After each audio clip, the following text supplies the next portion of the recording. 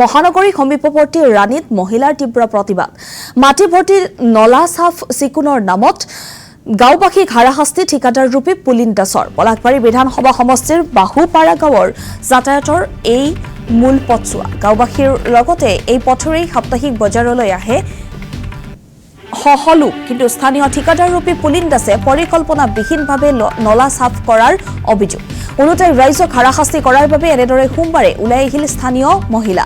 ৰাইজক আভুৱা ভৰি নলাৰ কাম কৰা পুলিন দাসৰ বিৰুদ্ধে তীব্ৰ ক্ষোভ মহিলাসকলৰ।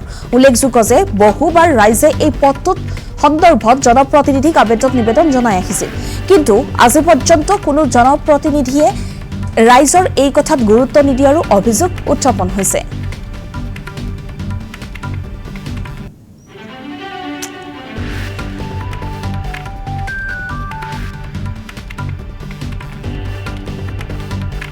এনেকুৱা আমাৰ ইয়াতে এইটো ৰাণী বজাৰৰ ভিতৰৰে এইটো বাহুপাৰা হয় আমাৰ এখন গাঁও।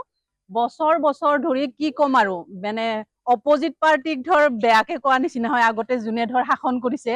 তো তেওঁলোকৰ দিনতো মানে ৰাস্তাটো আহা বুলি কয়, তাতে কিন্তু এখন চাইনবোৰ্ডটো লগোৱা আছে মানে ৰাস্তা চেঞ্চন হোৱা বুলি।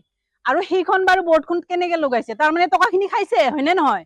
আজিলৈকে ৰাস্তাৰ এনেকুৱা অৱস্থা। অলপতে কিবা বানপানী হ'ল, বানপানী মানে পাহাৰৰ ঢল আহিছে আৰু পানীখিনি কিন্তু ইফালৰ পৰা ওলাই যাব নোৱাৰে।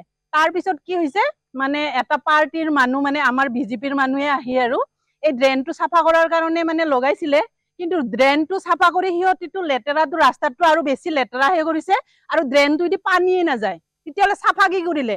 তো মানে আৰু অভিনাশ চৌধুৰী তেওঁলোকে মানে চাফা কৰিছিলে আৰু, কিন্তু চাফা কৰাৰ নামত বা কি কৰিলে নাজানো, কিন্তু চাফা কৰিলেতো ৰাস্তাটো চাফা হ'ব লাগে, হয়নে নহয়?